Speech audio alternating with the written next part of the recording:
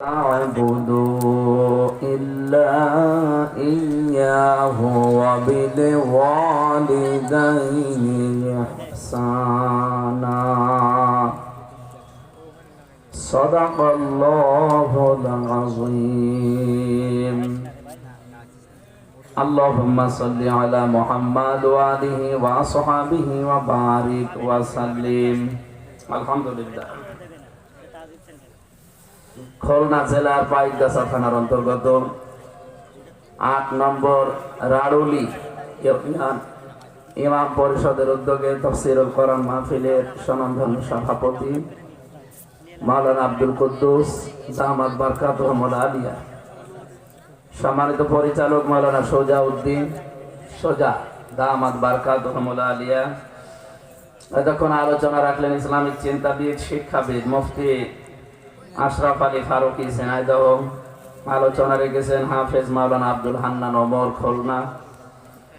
মঞ্চে বসা আছেন বিশিষ্ট ইসলামিক চিন্তাবিদ শিক্ষাবিদ রাজনীতিবিদ শ্রদ্ধাভাজন ব্যক্তিত্ব। আপনাদের এই আসনের জন্য বাংলাদেশ জামাত ইসলামী থেকে মনোনীত নমিনি জনাব মাওলানা আবুল কালাম আজাদ, আতালাল্লাহু উমরাহু ওয়া বারাকাল্লাহু ফি হায়াতি, বলেন আমিন। মঞ্চে বসা ওলামা ইকরাম, আমি অনেকের নাম জানি না, দোয়া করে দিচ্ছি একবারে ওয়ারফা'না লাকা যিকরা। এদের মর্যাদা শুধু দুনিয়ায় আমরা চাই না, যে আলেমদের জন্য দোয়া করছে এরা যেন ওলামায়ে সো না হয়।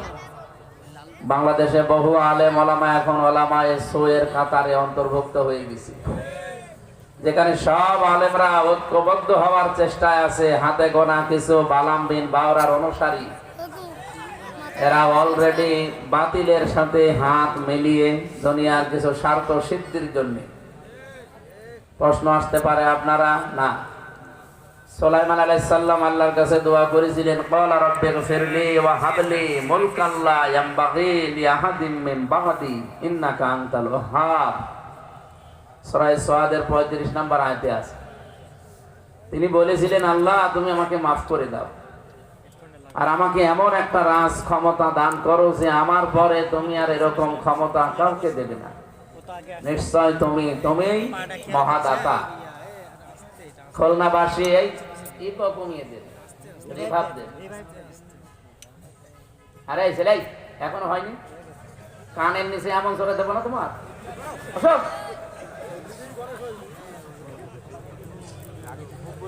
আমরা কথা বলছিলাম হযরতে সুলাইমান নবীর একটা দোয়া, এটা কোরআনে আল্লাহ আয়াত নাজিল করে আমাদেরকে শুনিয়েছে। এরকম 25 জন নবীর নাম পেয়েছি আমি কোরআনে। 24 জন নবীর দোয়ার ধাঁচ সব একরকম, শুধু একজন নবীর দোয়া ছিল একটু অন্যরকম। হযরত আদম আলাইহিস সালামের দোয়াটা একটু ভিন্ন রকম। তিনি দোয়া করেছিলেন, রব্বানা যালামনা আনফুসানা ওয়া ইল্লাম তাগফির লানা ওয়া তারহামনা লানাকুনান্না মিনাল খাসিরিন। আর বাকি যে 24 জন নবীর দোয়া ডাইরেক্ট ইনডাইরেক্ট কোরআনে আমি পেয়েছি। হযরত ইউসুফ নবী দোয়া করেছিলেন 13 নম্বর পারা 1ম নম্বর পৃষ্ঠার 4 নম্বর লাইনের 55 নম্বর আয়াতে আছে সূরা ইউসুফ। আমাদের নবী মুহাম্মদুর রাসূলুল্লাহ দোয়া করেছিলেন সূরা বানী ইসরাঈল 80 নম্বর আয়াত 15 নম্বর পারা 8 নম্বর পৃষ্ঠার 14 নম্বর লাইনে আছে। এরকম প্রত্যেকটি নবীর দোয়া পড়েছি আর আমি মিলিয়েছি। বলেন তো, এই যে নবীরা দোয়া করেছিলেন ওয়াজআললি মিল্লাতুনকা সুলতানান নাসীরা, হে আল্লাহ আমাকে রাজ ক্ষমতা দাও যার ভেতরে তোমার সাহায্য থাকে। ইউসুফ নবী দোয়া করেছিলেন, ক্বালা রাব্বি জাআলনি খাযাইনিল আরদি ইন্নী হাফিজুন আলীম।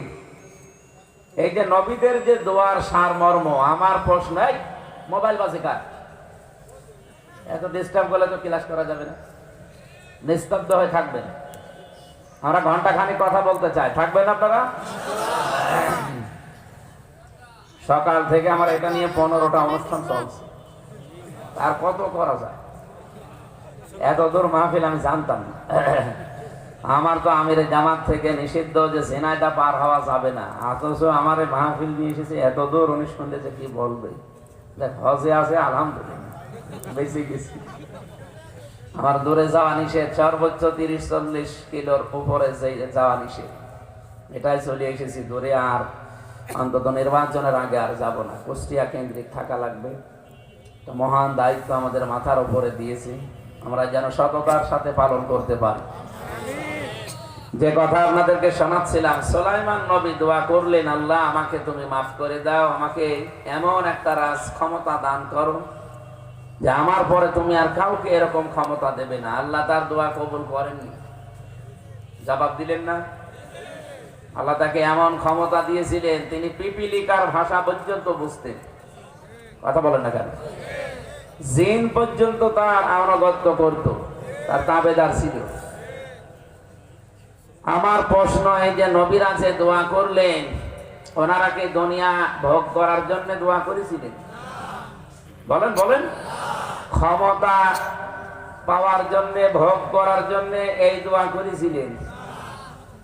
দুনিয়ায় বেশি বেশি টাকা পয়সা কামাই করবেন এই জন্যে, বেশি বেশি বিয়ে করবেন এই জন্যে? আপনি একটা বারের জন্য চিন্তা করেন না? এই দোয়াগুলো তো কোরআনে আছে, খালি কোরআন শরীফ খতম করে গেলেই হবে? হযরতে সুলাইমান তিনি দোয়া করলেন, আল্লাহ আমাকে রাজ ক্ষমতা দাও। আমি সারমর্ম পড়ে দেখলাম, তাফসীরের ভেতরে লেখা আছে উনি দুনিয়া ভোগ করার জন্য না, দুনিয়ায় টাকা পয়সা অর্থ সম্পদ এগুলোর মালিক হওয়ার জন্য না, দ্বীনের যে বিধানের কথা তিনি বলতেন খালি বলেই যেতেন, কিন্তু মানুষকে মানাতে পারতেন না। চিন্তা করলেন এটা বলে গেলেই হবে না, এটা মানুষকে মানানো লাগবে। আর মানাতে হলে সেই জায়গা দরকার, সেই জায়গা তিনি চেয়েছিলেন।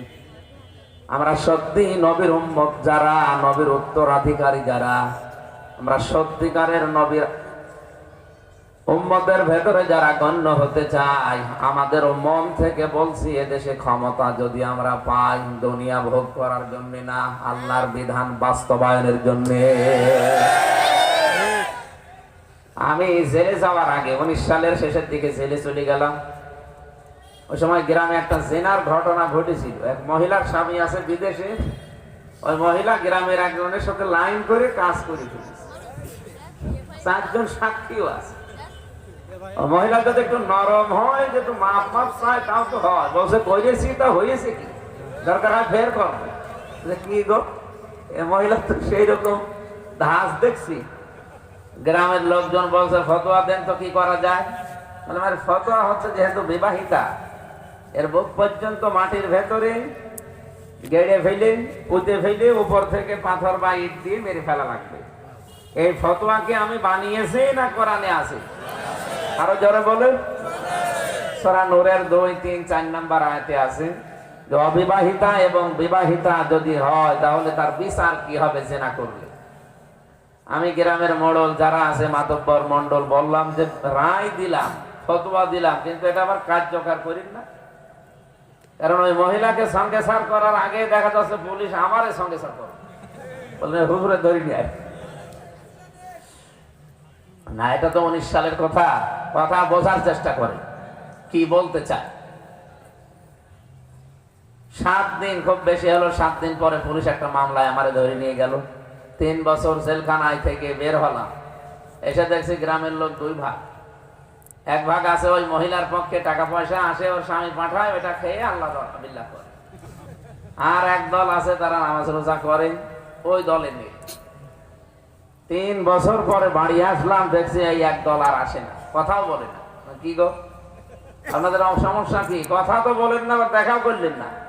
বলছে না, তোমার সাথে কোনো কথা নেই, তোমার ওয়াজও শুনবো না। কি গো, কি অপরাধ আমার? বলেন, আমার অপরাধ এতদিনেও মাফ হয়নি? বলছে না, খালি ফতোয়া দিতে পারো, দেখাতে পারো না। ঠিক আছে, এবার মাথায় গামছা পেতে লিখেছি যে শুধু ফতোয়া দেব না, এবার বাংলাদেশে ফতোয়া যা দেব এটা আমরা সংসদে আইন পাস করে দেখাবো। পাগলকে যদি বলা হয় নৌকা নাড়াবে না, ও বলে আমার মনে ছিল না। আমরা তো এই লাইনারি লোক ছিলাম না, আমরা অবিখা ওয়াজ করে খেতাম, ওয়াজের বিনিময়ে খাদ্য। সুতরাং আপনারা সেখান থেকে জোর করে নিয়ে এসেছেন, এবার নেন। আমরা চাচ্ছি এবার আবুল কালাম আজাদের মতো 151 জন যদি এই দেশে কোরআন বুকে নিয়ে সংসদে যেতে পারে, যে ফতোয়া গুলো এই 54 বছরে আমরা দিয়েছি ওইটা আবার একটা একটা করে দেখাতে পারি। এইটা আমরা দুনিয়া ভোগ করার জন্য চাই নাকি টাকা পয়সা বেশি বেশি কামাই করার জন্য, বেশি বিয়ে করার জন্য না? আপনারা বুঝেছেন তাহলে বাস্তবতা। সুতরাং যে সমস্ত ওলামা এসো বললাম দুনিয়ার কোন স্বার্থের কারণে একটা চেয়ারের জন্য যারা আলেমদের ঐক্য নষ্ট করি, একামতের দিন প্রতিষ্ঠা হোক এই জায়গায় যারা ফতোয়াবাজি করছেন তাদের থেকে উম্মত এই জাতি নিরাপদ দূরত্ব বজায় রাখবে। ঠিক কি বুঝে বললেন নাকি আন্দাজে? আলহামদুলিল্লাহ। সুতরাং যারা আজকের মাহফিলে আলেম ওলামা এসেছেন, আপনাদের সম্মান আমি শুধু দুনিয়া না উভয় জগতে কামনা করছি, আল্লাহ যেন বৃদ্ধি করেন, বলেন আমিন। মঞ্চে বসা ওলামা ইকরাম, সামনে বসা মুসলমান ভাইরা, পর্দার আড়ালের সম্মানিতা মা এবং বোনেরা, মেয়েরা এসেছে, প্রাণ প্রিয় খুলনাবাসী, আমাদের খুলনা বিভাগের সন্তান আমি নিজেও। আমাদের একটা দাম আছে, কারণ বাংলাদেশ জামাত ইসলামীর শ্রদ্ধাভাজন কেন্দ্রীয় সেক্রেটারি জেনারেলের বাড়ি এই খুলনায়, মনে হয় পাশের থানায় হবে, কলতলা। আমার মাহফিলটা নিয়েছিল, আমারে বলছিল যে মিয়া গোলাম পরোয়ার সাহেব থাকবে, তো এসে আর এক পরোয়ার সাহেব। আলহামদুলিল্লাহ। হ্যাঁ, দেখতে একই রকম, খালি নামটা পাল্টানো। ওটার নামের আগে অধ্যাপক, এটার নামের আগে মাওলানা। আলেম পেয়েছি একজন, আলহামদুলিল্লাহ রাব্বিল আলামিন। যেহেতু আমরা একটা মাসে চলছি, সে মাসের নাম রজব মাস। কি মাস? আজকে কত তারিখ জানেন? 19 তারিখ, 18 তারিখ আজকে, কালকে শুক্রবার 19 তারিখ। এই যে 18টা দিন দেখতে দেখতে চলে গেল। নবীজি এই মাস যখনই পেতেন তিনি দোয়া করতেন, আল্লাহুম্মা বারিক লানা ফি রজব ওয়া শাবান ওয়া বাল্লিগনা রমাদান। এই দোয়া তো আমরাও ছোটবেলা থেকে পড়ি।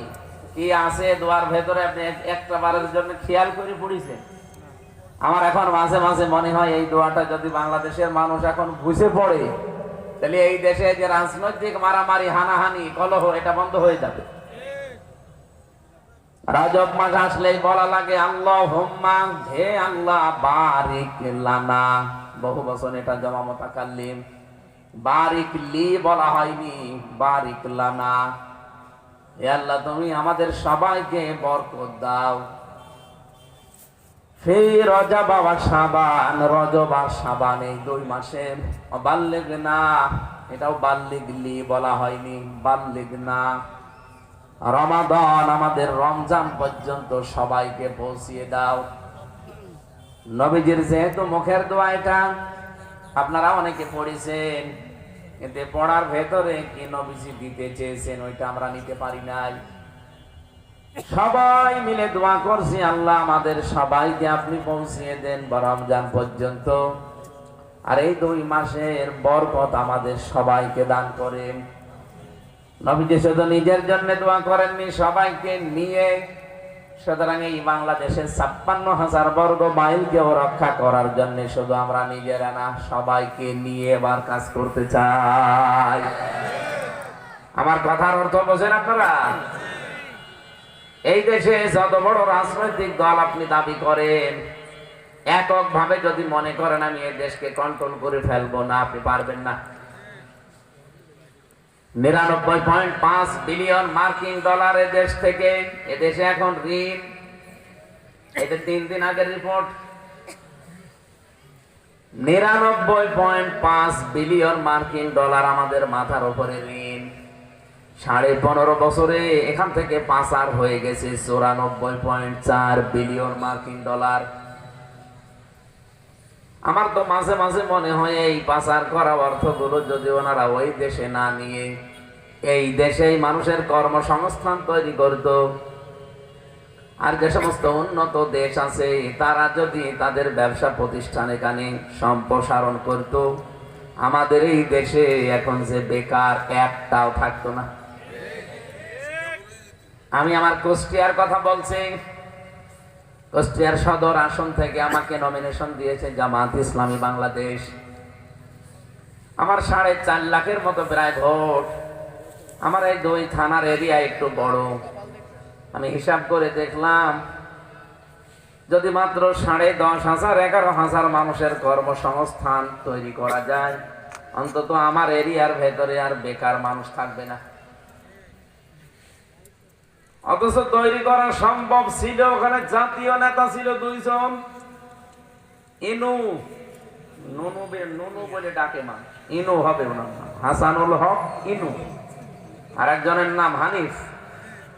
জাতীয় নেতা 2 জনে নাম করা, তারা কিন্তু কুষ্টিয়াকে অনেক উপরে নিয়ে যেতে পারত, কিন্তু তাদের যে টাকা পয়সা গুলো সব বাইরের দেশে তারা পাচার করেছে। কি হলো বলেন তো তাদের? এখন তো বাড়ি ঘর গুলো এখন মানুষ একেবারে মাটির সাথে মিশিয়ে দিয়েছে।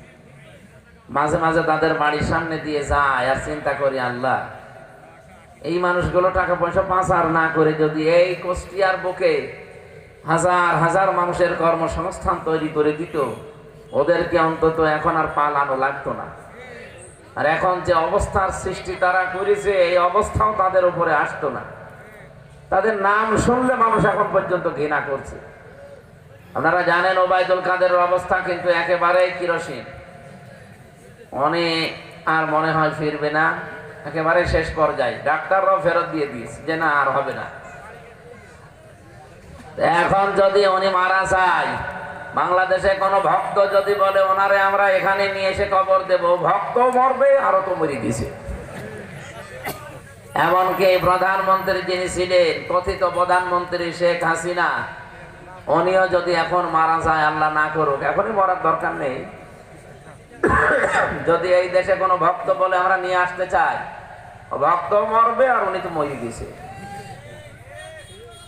সুতরাং আমরা এরকম কোন আচরণ সামনে যেন আর কেউ না করি। অনেকে করছেন, এই জন্য আপনাকে আমরা সতর্ক করছি।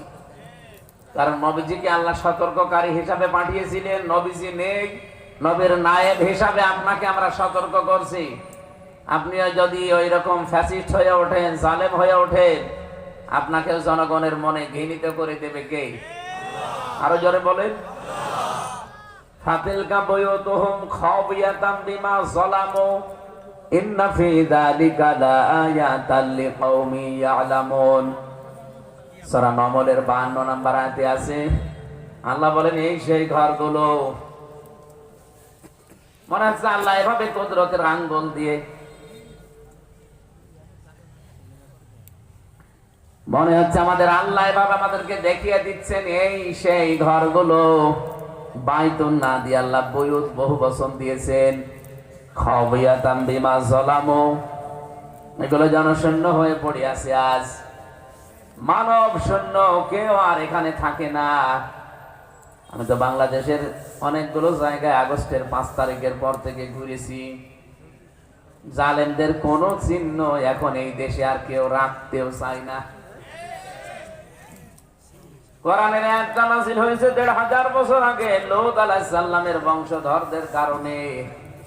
আর আমার তো মনে হচ্ছে 2024 আগস্টের 5 তারিখের বিকালে এ আয়াত আবার নতুন করে আরেকবার নাযিল হয়েছে। ওই যে ফজলুর রহমান আছে না, ফজু পাগলা বলার দরকার নেই, ফজু পর্যন্ত থাক। ওনার এলাকায় গিয়েছিলাম, যে দেখি ওই জায়গায় জালেমদের যে অফিস, ওটা তো ভেঙ্গে চোরমার করে দিয়েছে। এমনকি ওইটা এখন মানুষের টয়লেট। অনেকেই প্রসাব করছে, যে মনের সুখে প্রসাব করে আসতেছে, মনে হচ্ছে ওখানে গেলে আরাম পায়। আল্লাহ পাক বলেন কেন এমন অবস্থা করলাম জানো? খাওবিয়াতাম বিমা যালামু, এই জালেমদের কারণে। কারণ এখানে জুলুম হতো, জুলুমের দুর্বিসন্ধি হতো। আজও পৃথিবীতে অনেক জায়গা আছে যেখানে জুলুম হচ্ছে এবং জুলুমের দুর্বিসন্ধি হচ্ছে। আমি নাম নিলাম না তাই। আল্লাহ পাক বলেন ইন্না ফি যালিকা লাআয়াতাল লিকাওমিন ইয়ালামুন, অবশ্যই এর ভেতরে তোমাদের জন্য শিক্ষা আছে, যদি তোমরা জেনে থাকো, জ্ঞানী হয়ে থাকো। কি শিক্ষা আছে আমাদের জন্য এখানে? হাত্তা ইযা ফারিহু বিমা উতু আখাযনাহুম বাগতাতান ফাইযা হুম মুবলিসুন। সূরা আনামের 44 নম্বর আয়াতে আল্লাহ জানিয়েছেন, এই মানুষগুলো যখন তাদের ক্ষমতা নিয়ে, প্রভাব প্রতিপত্তি নিয়ে যারা আনন্দে ছিল, আত্মহারা হয়েছিল, আমার আল্লাহর নিয়ামতের কথাগুলো, বিধানের কথাগুলো যারা ভুলে গিয়েছিল, হঠাৎ করে আমি আল্লাহ তাদেরকে আকস্মিক ভাবে ধরলাম। বাগতাতান ফাইদা হুম মুবলিসুন, তারা হতভম্ব হয়ে গেল। জীবনে তারা ভাবতেও পারে নাই যে হঠাৎ করে আগস্টের 5 তারিখ চলে আসবে আর আমাদের জীবনে সব রঙিন স্বপ্ন শেষ হয়ে যাবে। বলেন তো এই কথাগুলো কত বাস্তব আল্লাহর কোরআনের? এই 1500 বছর আগের কথা আল্লাহ মনে হচ্ছে আমাদের দেখে দেখে আবার আরেকবার নাযিল করেছে। রাব্বুল আলামিন বলেন, ফাকতিআ দাবিরুল কওমিল্লাযিনা যালামু আলহামদুলিল্লাহি রাব্বিল আলামিন। বলেন আল্লাহু আকবার। এই ছেলে, কোথায় যাও? বসো। 1-1.5 ঘন্টা বসতে পারেন আর মাঝখানে বসে আবার ওঠাতে করে বসে, তখন বসে। রাব্বুল আলামিন বলেন, জালেমদের শিকড় কাটা হয়ে গেছে। কেটেছে কে? না না, আপনি আলেম। এখানে এমন কিছু শব্দ আছে যেগুলো আলেম ছাড়া আপনি আন্দাজে জবাব দেবেন না। ফাকতিআ, এটা মজহুল, এর ফাইল জানা নেই। আল্লাহ বলেন, ফাকতিআ দাবিরুল কওমিল্লাযিনা যালামু, জালেমদের শিকড় কাটা হয়ে গেছে। কেটেছে কে? কেউ জানে না। কুষ্টিয়ায় হানিফের বাড়ি ভেঙেছে কে? কেউ জানে না।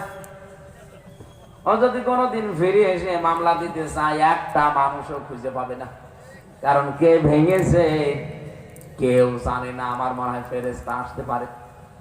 কথা বলেন না। এত শক্ত করে পাথর দিয়ে বানানো 3 তলা বিল্ডিং, আর ওর বাড়িটা 8 তলা, এখনো পর্যন্ত পুরাটা ভেঙে অনেকে কমপ্লিট করতে পারে নাই, এত শক্ত। আমি কেন বললাম এই উদাহরণটা? জালেমদের এত বড় শিকড়, আপনি চিন্তা করতে পারেন এই ইউনিয়নে কি রাড়ুরি নাকি ইউনিয়ন যেন, এই ইউনিয়নের একেবারে দারোয়ান থেকে সংসদ পর্যন্ত, স্পিকার পর্যন্ত সব জালেমদের সাজানো ছিল একেবারে থরে থরে। আমি রিমান্ডে থাকাকালীন দেখেছিলাম, প্রথমে আমরা আয়না ঘরে নিয়েছিল প্রথম 10 দিন। ওখানে যারা দায়িত্বে ছিল, পরে আমার বাড়ি থেকে নিয়ে গেল যারা, সব ওদের লোক। রিমান্ডে যে ম্যাজিস্ট্রেট রিমান্ড লিখবে সে ওদের লোক। এমনকি যে অফিসাররা রিমান্ডে নিয়ে অত্যাচার করবে সেও এই জালেমদের লোক। এমনকি যে জজ রায় দেবে ও জজ ও জালেমদের লোক। একজন পিপি দাঁড়িয়েছে সরকারি, সেও তো ওদের লোক। রিমান্ড যে চেয়েছে মামলার আয়ু, সে ওদের লোক। আমার কে? আল্লাহ তো আছে, আর একজন ছিল, কে বলেন তো? আমার যে উকিল আছে, অ্যাডভোকেট রোকন রেজা, ও শুধু মূর্তির মতো সে দাঁড়িয়ে থাকে, ওর কথা কেউ শোনেও না। কারণ 1 থেকে 9 পর্যন্ত সব জালেমরা। হাতে মুখে লাগবে মূর্তি মানুষ।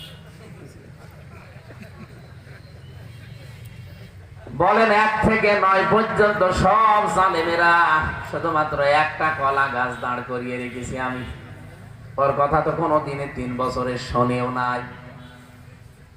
কি শিকড় ছিল, জীবনে কোনোদিন ভাবতেও পারি না যে জেলখানা থেকে আবার কোনোদিন বের হব।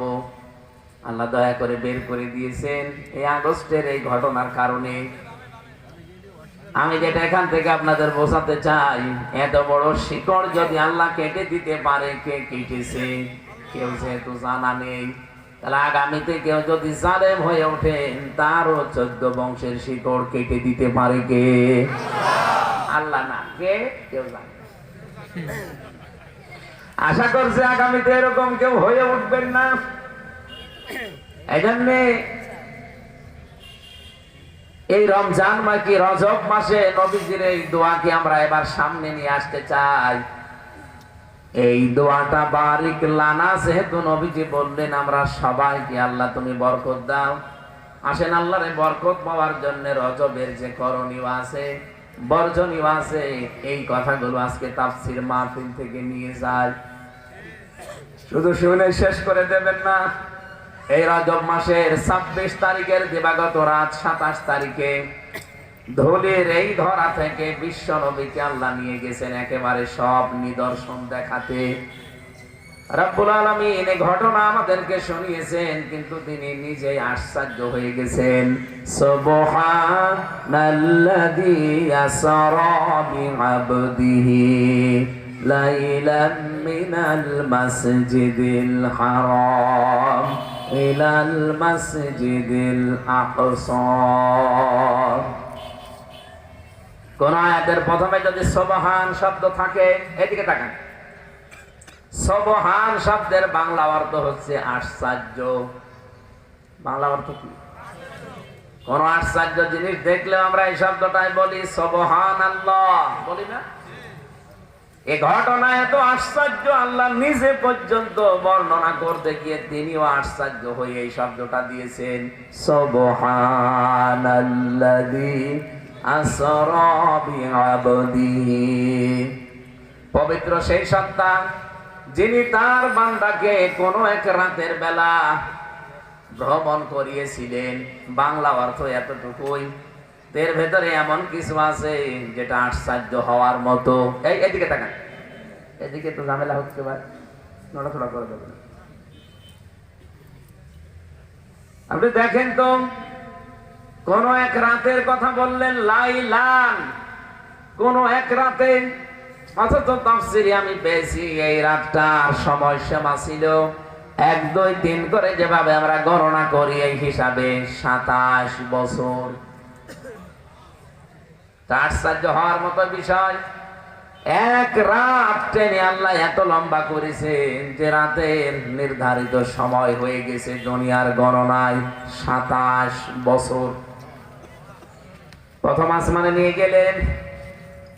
এখান থেকে একটা তথ্য পাওয়া যায়, অনেক মানুষ আমরা ঐতিহাসিক প্রিকে হিট্টির বর্ণনা পড়েছি, সে তার লিখিত বইগুলোতে ইতিহাস গ্রন্থে লিখেছে যে মুসলমানদের নবী মুহাম্মদুর রাসূলুল্লাহ উনি উম্মে হানির ঘরে রাতের বেলা ছিলেন। না, এই বর্ণনা ঠিক না।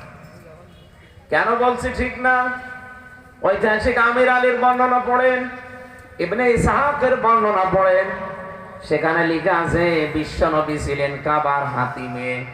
এই দুইটা কথা শুনতে যদিও সহজ মনে হচ্ছে, এর ভেতরে অর্থের দিক থেকে আকাশ আর পাতাল আছে। যদি আমি আপনাকে বলি যে নবী হাতিমে ছিলেন, কাবার হাতিমে, কোন কাফেরও খারাপ মন্তব্য করবে না।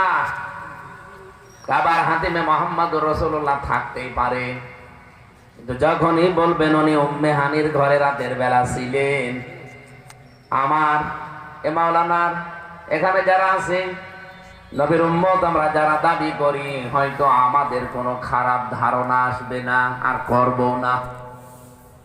কিন্তু নরেন্দ্র মোদীর মতো শয়তান, নেতানিয়াহুর মতো শয়তান, এরকম মানুষ যারা, ওরা কিন্তু ইতিহাসটা পড়লে চিন্তা করবে কি, মুসলমানদের নবীর চরিত্র এত ভালো শুনি, অথচ রাতের বেলা উম্মে হানি একজন মেয়ে লোক তার ঘরে মুহাম্মদ করে কি? এরকম একটা কলঙ্কের দাগ এই রজব মাসে তারা ইতিহাস পড়লে নবীর চরিত্রে দেওয়ার সম্ভাবনা নেই। না, কোন জায়গায় কথা বলেন না কেন?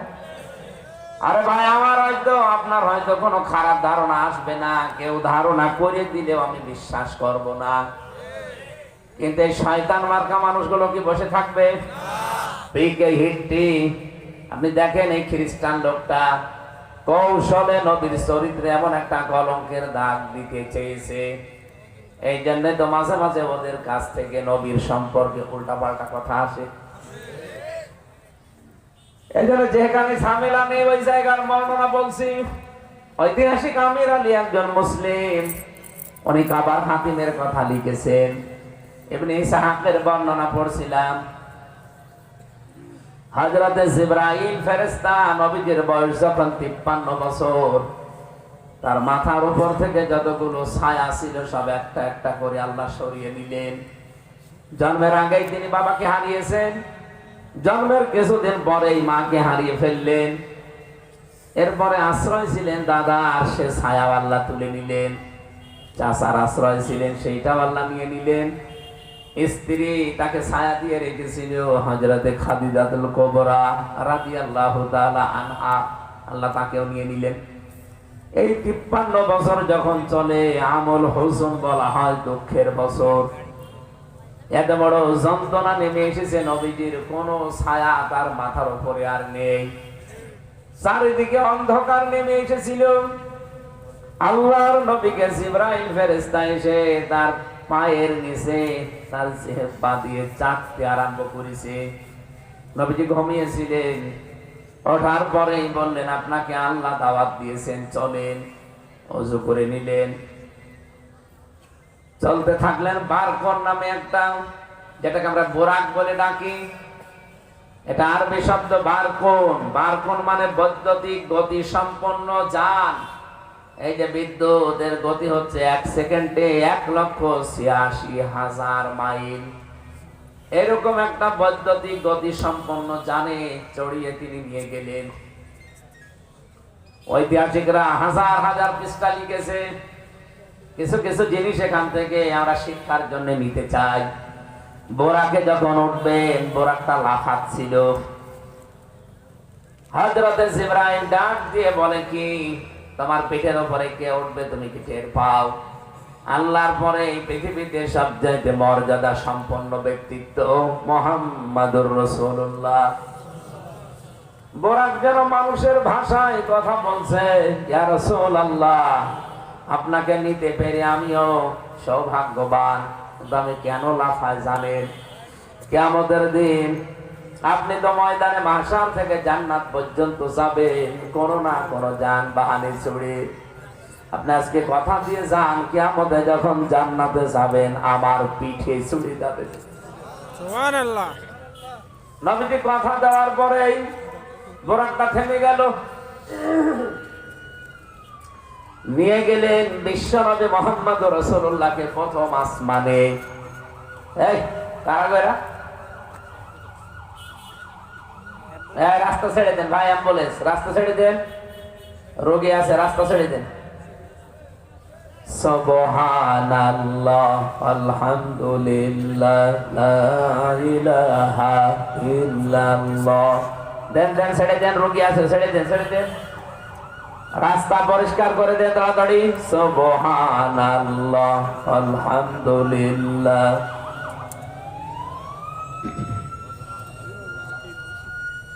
আপনাদের বললাম জিকির করতে, অ্যাম্বুলেন্সের কি দেখে? হ্যাঁ, এদিকে তাকান। সুবহানাল্লাহ, আলহামদুলিল্লাহ।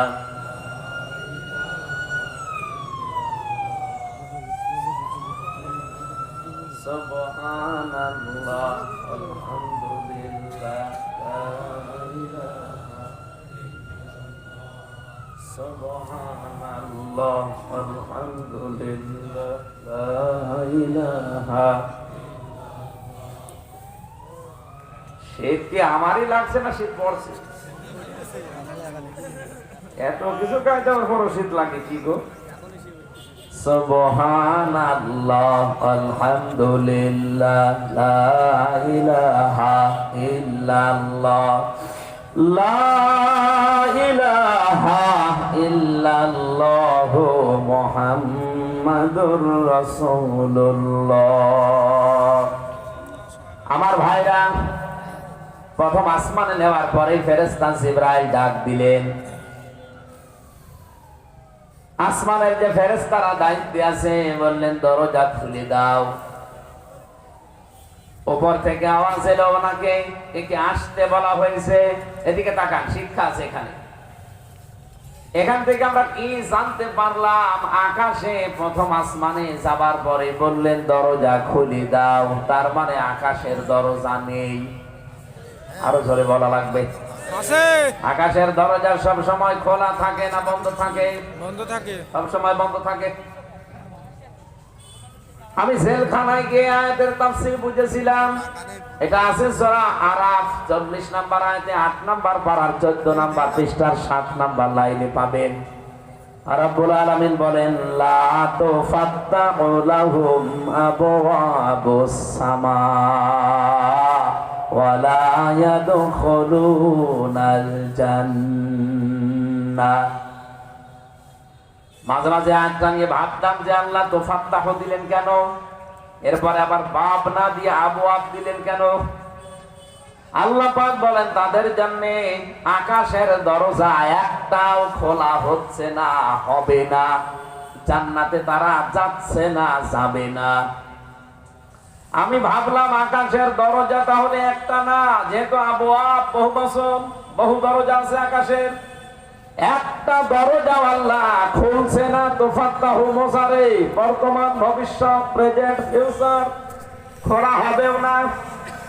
কাদের জন্য এত বড় কঠিন সিদ্ধান্ত আল্লাহ নিয়েছেন দেখে দেখে আয়াতের প্রথমে আল্লাহ তাদের নাম দিয়েছেন। দেখেন তো কুষ্টিয়া কি খুলনাতে এরকম মানুষ আছে কিনা?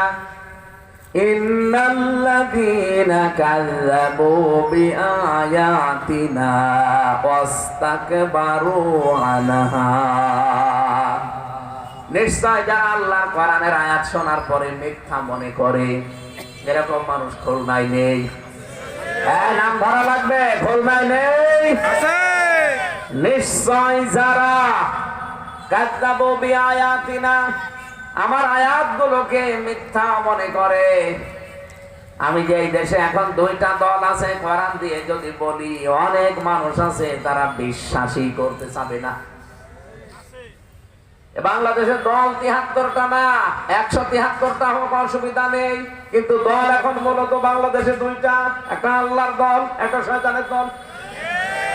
এই জমিন যার আইন চলবে তার এই নিয়তে যারা কাজ করে তারা আল্লাহর দল, জমিন যার হুকুম চলবে অন্য জনের এই নিয়তে যারা কাজ করে তারা শয়তানের দল। আসেন কোন মাওলানা নিয়ে আসবেন, ভুল দল নিয়ে আসেন। দলিল পাবেন সূরা নিসার ৭৫ নম্বর আয়াতে,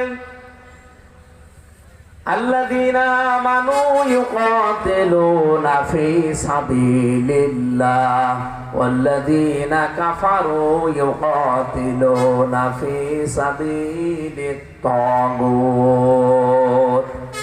রব্বুল আলামিন বলেন ঈমান যারা এনেছে তারাও লড়াই করে, সংগ্রাম করে, তারাও মিছিল মিটিং করে, দল করে, কিন্তু করে আমার রাস্তায়।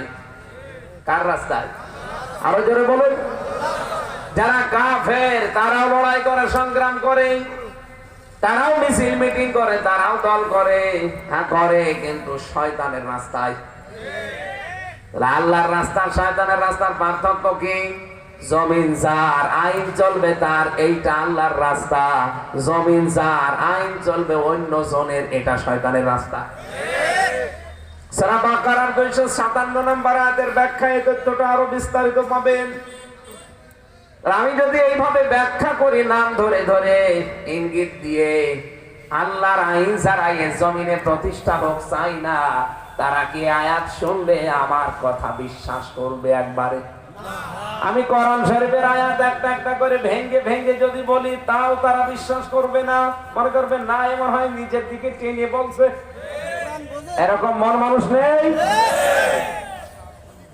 আবু জেহেল যে বিরোধিতা করেছিল নবীজির, ও কি না জেনে না শুনে না বুঝে? জেনে শুনে বুঝে। সূরা আনামের ৩৪ নম্বর আয়াতের তাফসীরে পাবেন শানে নজুলে। আবু জেহেল একদিন তার এক শাগরেদ, তার এক মুরিদ, তার এক কর্মী আখনাস ইবনে শুরাইক, এই লোকটাকে ডাক দিয়ে বলছে, নেতা আব্দুল্লাহর বেটা মোহাম্মদ যে কথাগুলো বলে কথাগুলো কেমন? আবু জেহেল বলছে সব সত্য কথা। কর্মী ডাক দিয়ে বলছে, কি বললেন আপনি? সব যদি সত্য কথা হয় তা আপনি মানেন না কেন?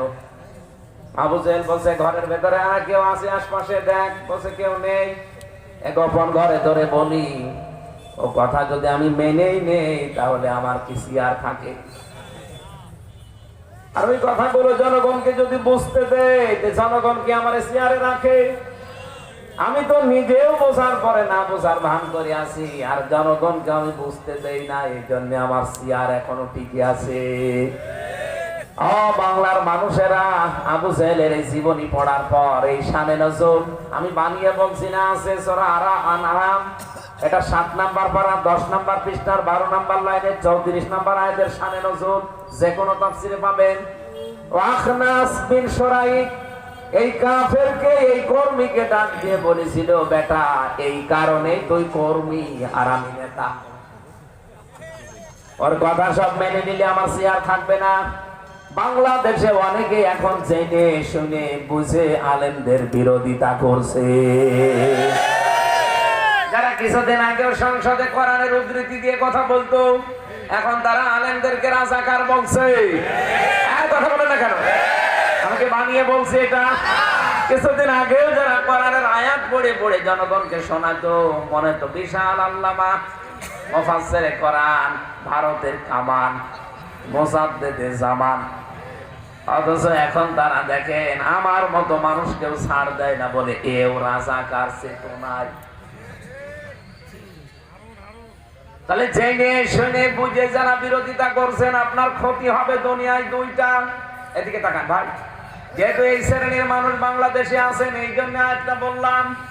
এটা সূরা ইউনূসে পাবেন 11 নাম্বার পড়া 19 নাম্বার পৃষ্ঠা 5 নাম্বার লাইনের না 4 নাম্বার লাইনের 99 নাম্বার আয়াতের শেষের দিকে আছে। আরো দলিল দেওয়া লাগবে, ইবনে কাসিরে পাবেন, ফি জিলালিল কোরআনে পাবেন। ওয়ায়াজআলুর রিজসা আলাল্লাযীনা লা ইয়াকিলুন। আল্লাহ পাক বলেন যে তার বিবেক বুদ্ধি কমন সেন্স আকল এটা যদি কাজে না লাগায়, তার এলেমকে তার জ্ঞানকে যদি সে কাজে না লাগায়, আমি আল্লাহ তার উপরে ভুল সিদ্ধান্ত চাপিয়ে দেই। কিছু বুঝলেন আপনি? আপনারও বিবেক আছে, আমারও বিবেক আছে, আমারও জ্ঞান আছে, আপনারও জ্ঞান আছে। আমার জ্ঞান আমার বিবেক আমাকে জমিন যার আইন তার চলবে এই কাজ করতে উদ্বুদ্ধ করে, আর আপনার বিবেক এই কাজ করতে বাধা দেয়। এক কথা বলেন,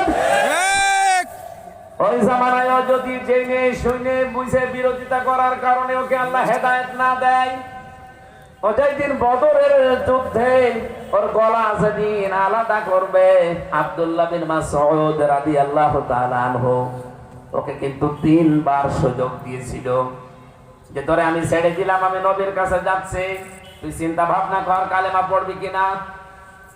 যখন ওর বুকের উপরে বসে বলছে বল কালেমা পড়, তোরে এখনো ছেড়ে দেব, আবু জাহেল ওই মুহূর্তেও বলেছিল আব্দুল্লাহর বেটা মুহাম্মদ তোদেরকে জাদু করেছে, আমারে করতে পারে না। ওরে যে আল্লাহ হেদায়েত দেয়নি, ভুল সিদ্ধান্তের উপরে চাপিয়ে দিয়েছে, কারণ ওর জানা শোনার পরেও বোঝার পরেও বিরোধিতা করেছে।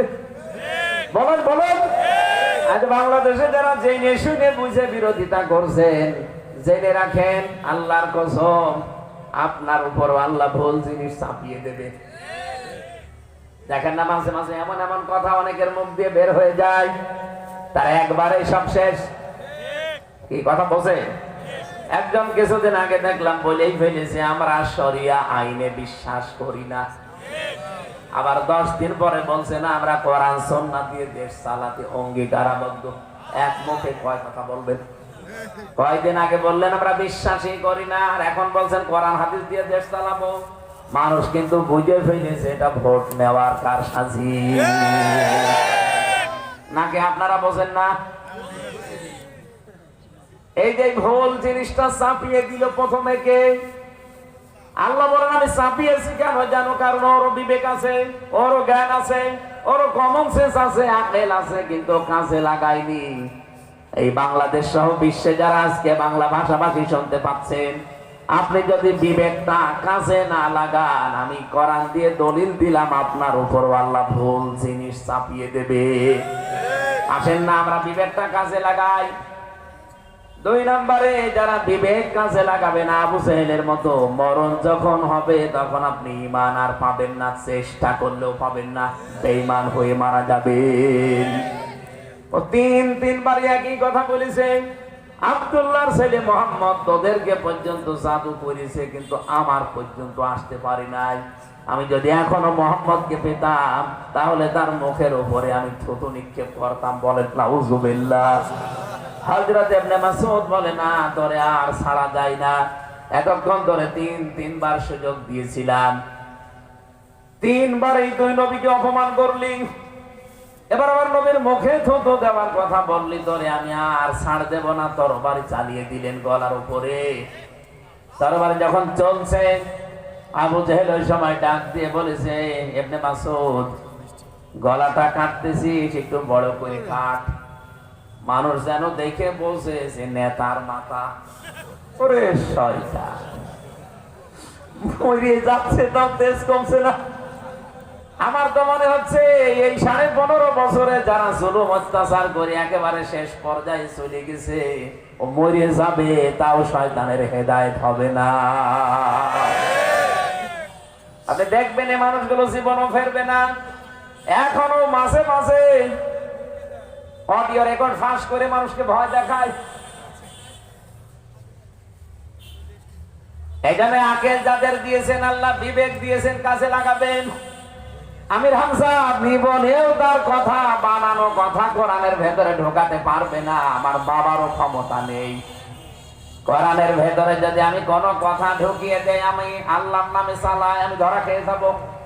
যেমন আবুল সরকার ধরা খেয়েছে। আল্লাহর কোরআনের আয়াত পড়ে মন মতো ব্যাখ্যা করছিল, ধরা খায়নি। বলেন বলেন, খুলনার মানুষেরা জানে না, আয়াত পড়েছে কিন্তু কুল আউযু বিরাব্বিন নাস, আল্লাহ নাকি নাচতে বলেছে। নাউযুবিল্লাহ। ধরা খেয়েছে না, এখন জেলে আছে। আপনি আমার ছোট মেয়েটাকে যদি জিজ্ঞাসা করেন, হাফসা বলো তো দেখি নাচ মানে কি, আমার ছোট মেয়েটাও বলবে নাচ মানে মানুষ। কারণ ওর মার কাছে আমার কাছে ওর শুনতে শুনতে আয়ত্ত করে ফেলেছে। আর আবুল সরকার আমার বাবার বড়, ও শয়তান এখনো জানে না নাচ মানে কি। কোরআন শরীফের ভেতরে কেউ কিছু আজ পর্যন্ত মন মতো ঢোকাতে পারে নাই, ঢোকাতে গেলেই সে ধরা খায়। বলেন বলেন, বাংলাদেশে না তাম পৃথিবীতে অনেকেই চেষ্টা চালিয়েছে, কেউ আজ পর্যন্ত পারে নাই, কোনোদিন পারবেও না। মনে করতে পারেন কই কত আলেম তো কত কিছু এর ভেতরে বানিয়ে চালিয়ে দেয়, আমরা তো ধরতে পারি না। কে বলেছে ধরতে পারেন না? এখানে আলেম বসে আছে, আমার ভাই তাহেরি সাহেব, উনি আয়াত পড়ে কিন্তু ঠিক কুল হুয়াল্লাহু আহাদ আয়াত পড়ছে। হে নবী আপনি বলেন আল্লাহ এক, এই কথা বলার পরে দেখবেন চলে যায় কে আলী বাবা, শাহ আলী বাবা, কে আল্লাহ বাবা, ফতে বাবা। আয়াত পড়লো কি আর গেল কোথায়? এই জনগণ যারা চার দোকানে বসে বসে তাহেরি সাহেবের কথা শুনে তারা না ধরতে পারলো, এই আলেম কিন্তু ধরে ফেলবে। এক কথা বলবে না কেন? এখানে কোরআনের ভেতরে আমি কোন কথা যদি এখন বানিয়ে চালিয়ে দেয়, জীবনও পারবো না, ধরে ফেলবে। বহু মানুষ এখানে বসে আছে। এই জন্য যে মানুষগুলো দুনিয়াতে আল্লাহর কোরআনের আয়াত শোনার পরে মিথ্যা মনে করেন, নিজেদের স্বার্থে আঘাত লাগবে, এরপরে আস্তাকবারু আনহা, কোরআনের কথা শোনার পরে যারা অহংকার করে, যারা মুখ ফিরিয়ে চলে যায়, এর থেকে এই দুইটা কোয়ালিটি যাদের ভেতরে পাওয়া যাবে, তাদের জন্য আকাশের একটা দরজাও খোলা হচ্ছে না, হবে না। আয়াতটা পড়ার পরে আমার মনে হয় বাংলাদেশে বহু মানুষ এরকম আছে, খুলনাতে নেই। যদি কেউ থাকেন আপনার বিবেকটা একটু কাজে লাগাবেন। আপনি জান্নাতেও যেতে পারছেন না, পারবেনও না। আপনি মারা গেলে যদি 1000 গরু জবাই করা হয় না, জীবনও কিছু হবে না। কতদিন আপনি জান্নাতে যেতে পারবেন না, আল্লাহ সেই কথাও কোরআনের আয়াতের শেষের দিকে দিয়েছেন। হাত্তা ইয়ালিজাল জামালু ফি সাম্মিল খিয়াত, যতদিন পর্যন্ত সূচের ছিদ্র দিয়ে উট প্রবেশ করে যেতে না পারে। খুলনাবাসী, সূচের ছিদ্র দিয়ে উট প্রবেশ করা যেরকম অসম্ভব, যে মানুষগুলো আল্লাহর কোরআনের আয়াত শোনার পরে বিশ্বাস করতে চান না, মনে করেন হামজা মনে হয় বানিয়ে বলছে, অহংকার করে মুখ ফিরিয়ে চলে যান, আপনার জন্য আকাশের একটা দরজাও খোলা নেই, হবেও না খোলা। জান্নাতে যেতে পারছেন না, পারবেনও না। যতদিন সুসের ছিদ্র দিয়ে উঠ যেতে না পারে, এটা যেমন অসম্ভব আপনার জন্য জান্নাতেও যাওয়া ওইরকম অসম্ভব। আল্লাহ বলেন পাপিষ্ঠদেরকে এইভাবে শাস্তি দেব। শাস্তির ধরন আল্লাহ এদের পরে দিয়েছেন, লাহুম মিন জাহান্নামা মিহাদু ওয়া মিন ফাওকিহিম গাওয়াশ ওয়া কাযালিকা নাজজিজ জালিমিন। আল্লাহ বলেন কবরে রাখার পরে উপরে ফুল দেবে আর নিচে দিয়ে আমি আগুন লাগিয়ে দেব। আল্লাহ পাক বলেন উপরে চাদর বিছিয়ে দেব জাহান্নামের আগুনের চাদর। আয়াতগুলো পড়লেই কেমন জানি মনের ভেতরে সাত করে ওঠে। আল্লাহ, বাংলাদেশে বহু মানুষকে আমরা নিজেরাই কবরে রাখি, বিসমিল্লাহি ওয়া আলা মিল্লাতি রাসূলিল্লাহ বলেও কবরে রাখি যে আল্লাহর নামে রসুলের দলে দিয়ে গেলাম, অথচ সারা জীবন আল্লাহর নামও সহ্য করতে পারি নাই। নারায়ে তাকবীর এইটাও সহ্য করতে পারে নাই, মাইক কেড়ে নিয়েছে। অথচ সেই আল্লাহ পাক সেই মেয়েটার মুখ দিয়ে এখন নারায়ে তাকবীর একেবারে প্রকম্পিত ভাবে উচ্চারণ করাচ্ছে। আল্লাহর কালেমার দায়িত্ব আল্লাহ নিয়েছেন। যত বাধা দেবেন এর ফোর্স তত বাড়বে। এটা খুলনা দিয়ে যে গাড়ি যায় ইন্টারসিটি ট্রেন, কেউ যদি মনে করে যে 150 কিলোমিটার বেগে চলছে ইন্টারসিটি ট্রেন, আমি যে ধাক্কা দিয়ে ফেলে দেব, পারবেন? আপনি সহ আপনার 14 বংশ বাঁকা হয়ে যাবে। আল্লাহ পাক বলেন আমি যে ট্রেন ছেড়েছি দুনিয়াতে, আমি যে রশি ছেড়ে দিয়েছি, এই রশি যেখানে যাবার কথা ওই জায়গায় আমি পৌঁছাবো। এখানে বাধা দেওয়ার চেষ্টা যারাই করবে আমি আল্লাহ নিজে তাদের উপর প্রতিশোধ নেব। এখানে আল্লাহর প্রতিশোধ এবার আলাদা ভিন্ন হয়ে দাঁড়িয়েছে। যেখানেই বাধা আমরা দেখতে পাচ্ছি সেখানে কালেমাটা উচ্চ স্বরে উচ্চারণ হচ্ছে। নবীজিকে নিয়ে গেলেন যেখানে প্রথম আসমানে, জিজ্ঞাসা করছে ফেরেশতারা জিবরাইল ফেরেশতাকে যে ওনাকে কি আসতে বলা হয়েছে? বলে হ্যাঁ। খুলে দিলেন দরজা। প্রথম আসমান, দ্বিতীয় আসমান, চলতে চলতে একেবারে সপ্তম আসমান পার হয়ে আল্লাহর যে নিদর্শন গুলো আছে সবগুলো আল্লাহ তাকে দেখালেন। রব্বুল আলামিন বলেন তার সাথে আমি আমার ফেরেশতা কুদরতের গুলো সব রেডি করে দিয়েছিলাম।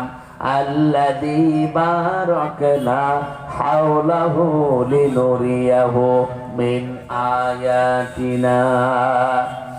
যত রকমের নিদর্শন দেখাতে আমি আল্লাহ চেয়েছি সব দেখিয়েছি, সব বরকতের সাথে দেখিয়েছি। সর্বশেষ আমি তাকে দেখালাম আমার নিজের তৈরি করা হাউজে কাউসার। এটা একটা গম্বুজের মতো, চারিদিকে বিসমিল্লাহির রহমানির রহিম লেখা, ফোঁটা ফোঁটা হয়ে পানি পড়তেছে, সব নালা হয়ে এসে ওই গম্বুজের ভেতরে পড়ে। নবীজি জিজ্ঞাসা করলেন ইয়া আখি জিবরাইল, হে ভাই জিবরাইল এটা আবার কি? ফেরেশতা বলেছিলেন হে নবী এইটাই সেই হাউজে কাউসার। কিয়ামতের ময়দানে মানুষ যখন পানির পিপাসার যন্ত্রণায় ছাতি ফেটে যাবে, একটাই আওয়াজ শুধু ময়দানে হবে, পানি পানি। এই পানি যে এক গ্লাস পান করতে পারবে সে জান্নাতে যাওয়ার আগ পর্যন্ত আর পিপাসা লাগবে না। ডাক দিয়ে বললেন ভাই এটা পাবে কারা? ফেরেশতা বলেন হে রাসূল এটা পাবে কারা? দুনিয়াতে যারা এই জিনিসের আমল করেছে। এই জিনিস এখানে লেখা দেখেন না কি আছে চারিদিকে, বিসমিল্লাহির রহমানির রহিম। দুনিয়াতে সব কাজে আগে যারা আল্লাহর এই নাম নিয়ে আরম্ভ করবে তাদেরকে আমার আল্লাহ এইটা দান করবে। নবীজি দুনিয়ায় আসার পরে যে কোনো কাজ শুরু করার সময় পড়তেন বিসমিল্লাহির রহমানির রহিম। মাঝে মাঝে মোনাজাতে বলতেন মাবুদ আমারে তুমি হাউজে কাউসার থেকে বঞ্চিত করো না, আমি কিন্তু বিসমিল্লাহর আমল ছাড়ি না, সব জায়গায় পড়ি। নবীজির মনের একতি মিনতি কাকতি আকাঙ্ক্ষা তামান্না দেখে মহান আল্লাহ সূরা কাউসার নাযিল করে সান্ত্বনা দিলেন, ইন্না আ'তাইনাকাল কাউসার। হে নবী আপনার জন্য হাউজে কাউসারটাই আমি আল্লাহ লিখে দিলাম। এটা আপনার নামে রিজার্ভ করে দিলাম, এটার মালিক শুধুমাত্র আপনি। কিয়ামতের দিন আপনার হাত থেকে যে এটা পাবে সে মাত্র জান্নাত পাবে, কোনো পিপাসা তার লাগবে না। কিন্তু আপনাকে আমি আজ আল্লাহ লিখে দিয়েছি আপনার আমলের কারণে বিসমিল্লাহ। এই পৃথিবীতে যেই মানুষগুলো দুইটা কাজ করবে তারা আপনার হাত থেকে এই পানি পাবে। খুলনাবাসী নবীর উম্মত যারা দাবি করছেন, এবার দেখেন তো আমার আল্লাহ আমাদেরকে কাউসার দেওয়ার জন্য কি শর্ত দিয়েছেন? ফাসাল্লি লিরাব্বিকা ওয়ানহার।